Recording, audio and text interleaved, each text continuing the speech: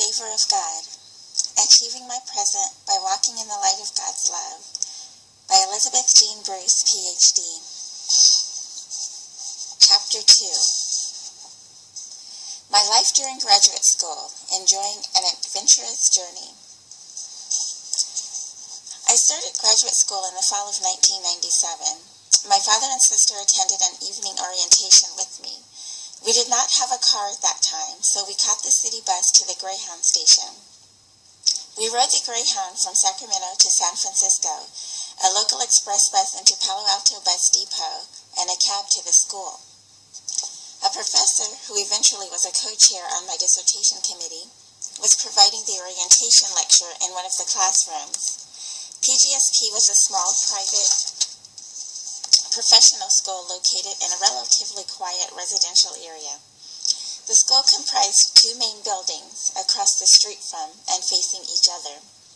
One building held a faculty offices, classrooms, a library, a student lounge, and a treatment clinic where students received clinical training and supervision while providing psychotherapy for patients in the community.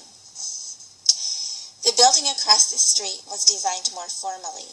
It contained the financial assistance office, an upstairs platform where one of my later classes was held, and a conference room where students, faculty, and guests frequently convened for lecture lunches with guest speakers and group meetings. On orientation night, my father, sister, and I were directed to the classroom where orientation was in progress. We had arrived a little late, but the professor did not make an issue of it. He was polite and courteous, continuing his introduction of the school to the attendees. While I attended the orientation, my father and sister waited for me in the lounge area and met several people. My father later shared with me some interactions he had conversing with others in the lounge while waiting for me. After orientation, my father, sister, and I caught a cab and began our trip back home to Sacramento. I was very excited about being accepted into graduate school and earning my doctorate in clinical psychology. My first classes at school were held every other day and or in the afternoons. This made it easier for me to continue living at home with my parents and commute to school by bus.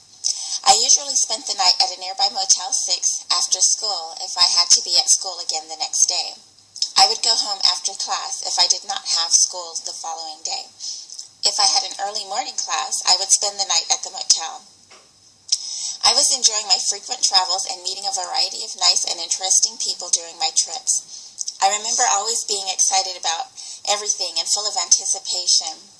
I enjoyed every aspect of my life, traveling, attending school, utilizing my energy and creativity for completing school assignments, and meeting new people at school and during travels. The journey toward my goal was an adrenaline rush for me. I was never tired. I would come home, do homework, get ready, and begin my commute to Palo Alto again. My trips usually started around midnight, when my parents would take me to the Greyhound station so I could catch the bus to San Francisco. There would be a 3 or 4 hour layover in San Francisco before my next bus arrived, and go to San Jose.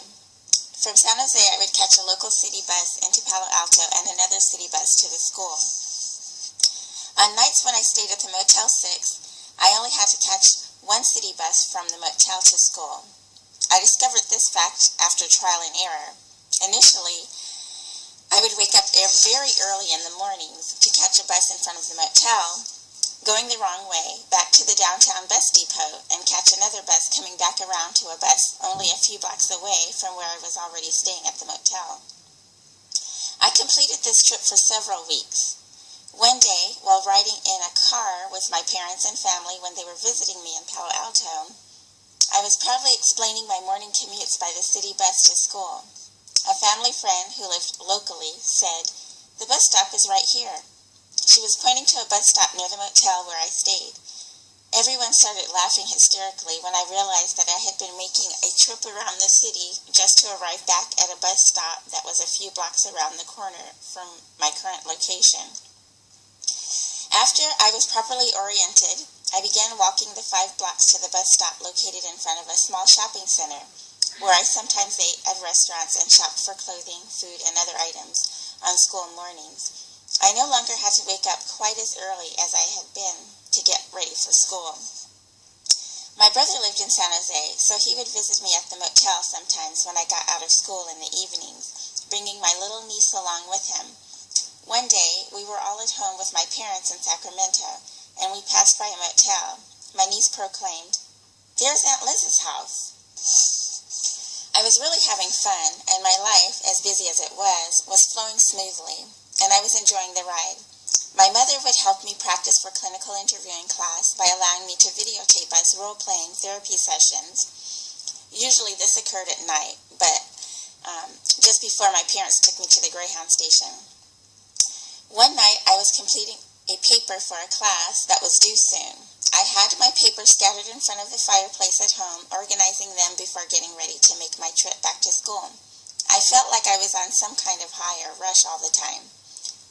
It was a good rush, like something exciting and new was about to happen.